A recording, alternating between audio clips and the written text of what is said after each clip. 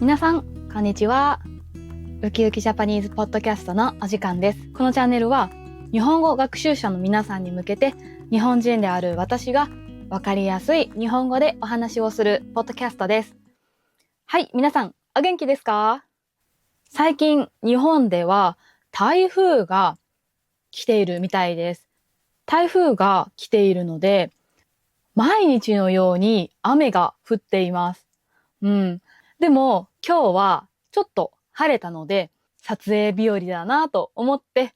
撮影をしています。皆さんの国の最近の天気はどうですか？そろそろ秋が来て、国によってはもうすごく寒いっていうね、こともあると思います。あるいは秋とか冬になると天気が悪くなってしまう国もあると思います。日本の私は関東出身なんですが、関東エリアはよく晴れます。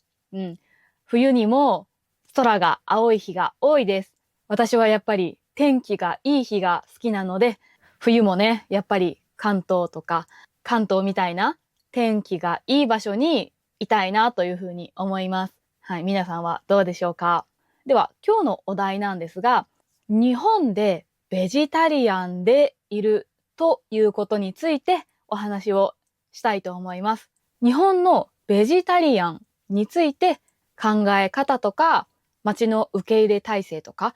そういうお話をしていきたいと思います。で、今回のお話なんですけど、本当に申し訳ないんですが、もし皆さんがベジタリアンの人でもそうでない人でもフラットにお話を聞けますっていう人にだけお話を聞いてほしいです。つまり、ベジタリアンでもベジタリアンじゃなくてもどっちでもいいじゃんっていう人にだけお話を聞いてほしいです。反対にね、絶対にベジタリアンじゃなきゃおかしい、ベジタリアンじゃない人はダメだっていう考えを持っている人とか、ベジタリアンはおかしい、肉を食べない人は嫌いだ、そういうふうに考えている人、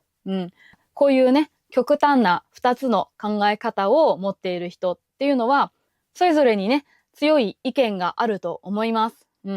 私自身はどちらの人も否定をする気はないんですけど、これから私がするお話は、どちらの人の気分も悪くしてしまうと思います。だから、そのね、極端な考えを持っている人は聞かないでほしいです。すみません。代わりにね、もっと楽しい気分になるようなお話はたくさん今までしているので、別の動画を見てもらえると嬉しいです。はい。ということで、今日は日本でベジタリアンってどういうふうに受け入れられているのかとか、私自身がベジタリアンについてどう思うかっていうお話をしていきたいと思います。このね、お話をしたら、これから日本に来ようと思っている人で、ベジタリアンの人にとってなんかね、参考になるんじゃないかなと思ったので、お話をしようと思います。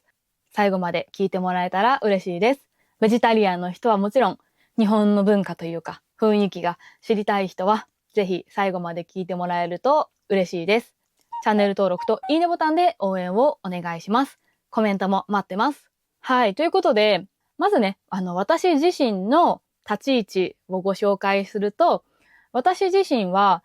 ベジタリアンの思考な部分もちょっとありつつも、特別にベジタリアンになろうとかいう気持ちはないです。そのね、大きな理由の一つとしては、まずね、日本ではベジタリアンのお店がほとんどないんですね。料理店に行っても、ベジタリアンメニューっていうのはほとんどないです。特にね、お肉だけじゃなくて、お魚も食べませんっていう人っていますよね。そういう人にとっては、食事ができるお店って、もう本当に見つけるのが難しいんじゃないかなと思います。これはね、なぜかというと、日本ではもう昔から歴史的に、お魚とかお肉を旨味を出すための出汁として使ってきたんですね。これがね、もう日本の食文化の歴史なので、もうずっとお肉やお魚を使って料理をしているんですね。だからね、お料理自体にはドーンとお肉とかお魚が入っていなくても、だいたい出汁に動物性の何かが入っていると思います。出汁に動物性のものを使うと、旨味が出るんですね。旨味ってわかりますか皆さん。日本語がそのまま英語になって使われる単語っていう風に聞いたんですけど、旨味っていうのは、その味の深さですね。深さ。フラットな味で単調なんじゃなくて、味わいが深い。いや、難しいかな。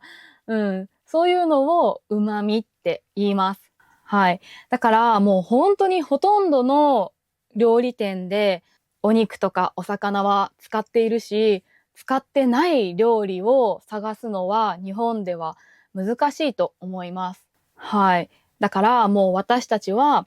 動物から命をいただいて食事をしてきた。そういう食文化がね、根強いんですよね。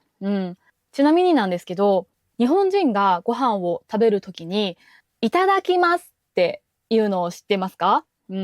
いただきますって手を合わせてから食事を始めます。まあね、フランスとかだとボナプチとか言うみたいですよね。ボナプティって。日本ではいただきますって言います。でね、このいただきますの意味ってわかりますか？これは命をいただきます。お食事をいただきます。そういう意味なんですね。動物も魚も野菜にも命ってありますよね。野菜だって切った時に悲鳴はあげないかもしれないけど、ちゃんと命があるものなんですよね。地面に必死に根っこをね、伸ばしながら一生懸命生きようとしてるんですよね。皆さんも地面にね、何か植物を植えて育てたことがある人ならわかると思います。植物もね、すごく一生懸命ですよね。必死に生きようとする命なんです。そういうね、生きとし生きるものすべて、それから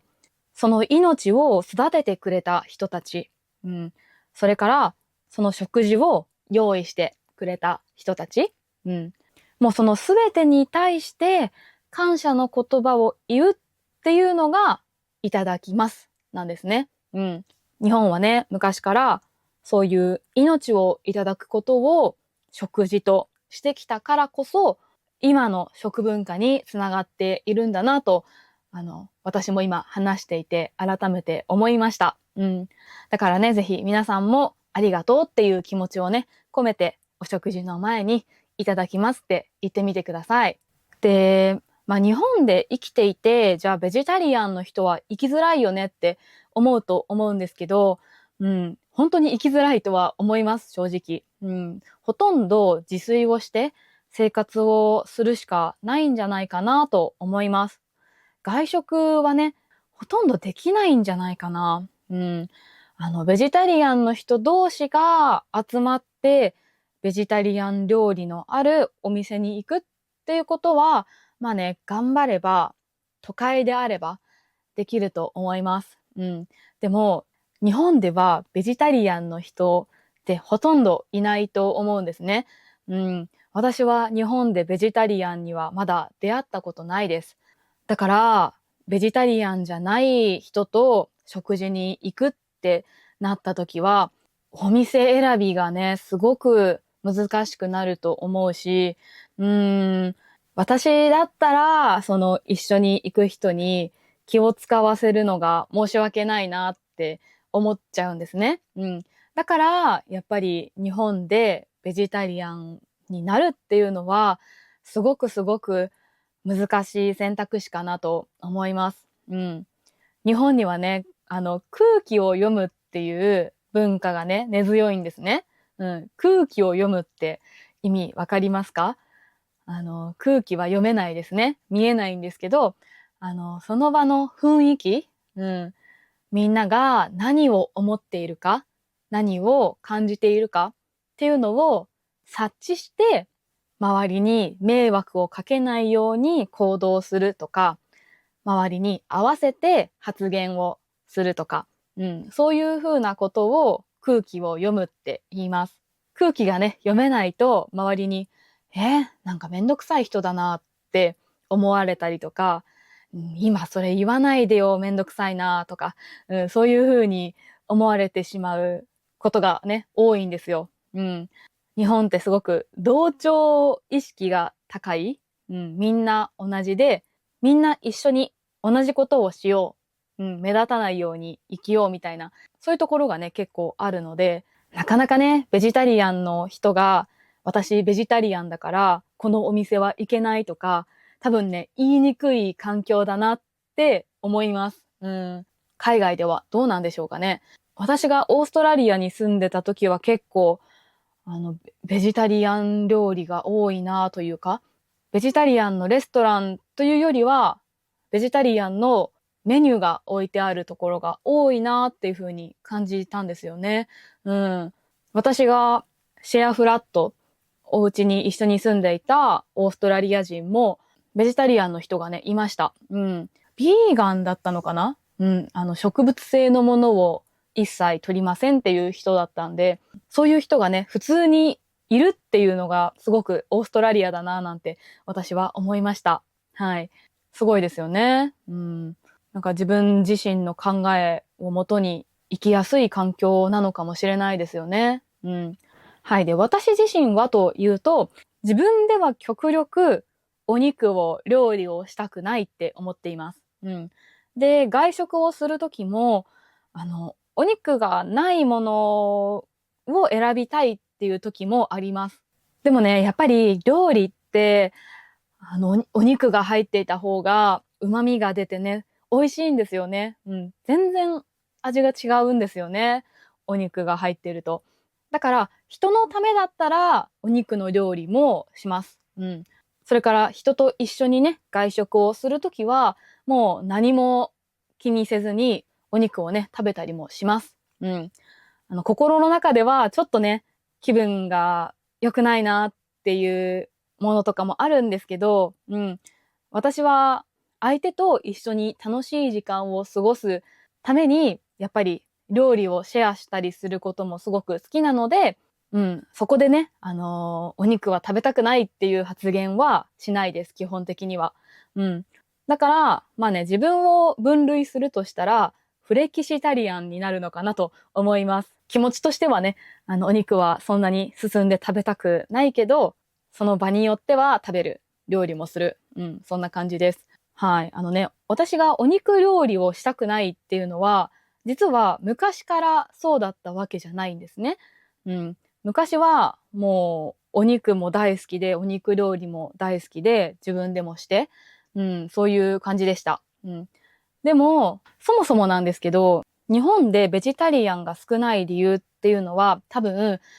スーパーに並ぶときに、お肉がすごく綺麗に切られた状態で並んでいるからだと思います。なんていうのかな、なんかお肉から動物をイメージしにくい状態で並んでるんですよね。言ってることわかるかな。ちょっと難しいんですけど、じゃあね、私がこのお肉に対してちょっと食べるとか料理をすることに抵抗をね、覚えるようになった理由っていうのが、実は、スペインに1年間滞在していた時に、スーパー行きますよね。そこのスーパーでお肉を見たからなんですよ。スペインって、日本と比べると、お肉を本当に、動物を切ったまま並べている感じが強いんですね。わかるかな。綺麗なブロックとかスライスとか、そういう風にね、売っている部分もあると思うんですけど、衝撃的だったのが、スペインだと、本当に豚の耳とか、豚の足とか、鳥の足とか、そういうものがね、本当に、動物を切ったまま売ってるんですよね。だから、見たらすぐに、あ、動物の死体なんだって思えちゃうんですよ。お肉ってね、言い方を変えると動物の死体だと思うんですけど、なんかそれを初めて感じたのが、スペインでお肉を見た時なんですよね。スーパーのお肉売り場に行った時。なんかね、それがちょっと衝撃的すぎて、日本ではね、スーパーではそういう売り方をね、あんまりしてないんですよ。お肉屋さんに行くと、もっとなんか、リアルというか、その動物の形そのままの部位が売ってる時もあるんですけど、なんかそれもやっぱり、なんかちょっとね、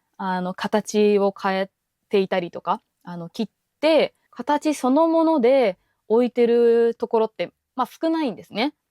あるとは思うんですけど、個人でやってるお肉屋さんだったら。でも、そういうところに行かなければ、スーパーでは、あんまりね、動物の形をしたお肉っていうのは売ってないんですよ。だから、なかなかね、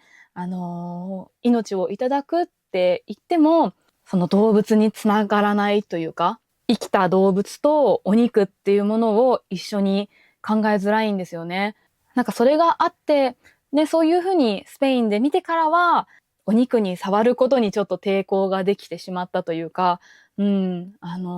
命をいただくことに対して申し訳なさみたいなもの、が生まれちゃったんですよね。それでもね、やっぱり私は日本人で、日本の食文化が大好きで、日本の食事も大好きで、そうやって生きてきているので、極端な形で肉食を否定するとか、肉食になるとか、なんかそういうことはあんまりしたくなくて、言い方を変えると都合がいいって言われちゃうかもしれないんですけど、やっぱりそれは自分が食べるものなので、自分のね、気持ちが納得するように、お肉とも向き合っていければいいかなと思っています。はい。実はね、このお話結構ね、しようと思ったらもっと深掘りもできるんですけど、最近ちょっと長い動画が多かったので、今回はこれくらいにしておきます。はい。皆さんね、なんか何分くらいの動画が一番見やすいですか？ 30 分とかになるとちょっと長いのかなと思うので、もしね、この動画にたくさんコメントがついたりとか、いいねがついたら、もっとね、深掘りをして、さらにベジタリアンについてのお話とかしていきたいなと思います。何かね、質問とかもあればお気軽に書いてみてください。はい。ということで、今日は日本のベジタリアンについてお話をしてみました。もしね、見ている方がベジタリアンで、日本に興味を持っているんだったら、もしかしたらちょっとね、外食はしづらいって感じるかもしれないなって思います。でね、日本ってフルーツがすごく高いんですよ。野菜も結構最近高いなと思っていて、そういうことにね、日本に住んでみると気づくと思います。それもね、結構ベジタリアンとして生きるのがきつくなっていく理由の一つかもなとも思うんですけど、もしね、今、ベジタリアンとして日本で生きている人がいるんだったら、ぜひ食費をね、抑えるポイントとか教えてもらえたら嬉しいです。私自身もね、あんまりお肉は買わないようにしたくて、野菜とかね、果物も大好きだから、そういうものをね、できるだけ食べて生きていきたいんですけど、食費を抑える方法っていうのがね、教えてもらえたらすごく嬉しいです。でね、美味しく食べる方法とかね、美味しく料理をするコツとかもね、ぜひ先輩いらっしゃったら教えてください。皆さんはね、ベジタリアンについてどう思うでしょうか？人それぞれね、意見はあると思います。ぜひお肉もお魚もお野菜も、命という命に感謝をして、これからね、改めて食事をしていきたいなと私自身も今思いました。ということで、今日の動画は以上です。最後まで見てくれてありがとうございました。また次の動画でお会いしましょう。またねー。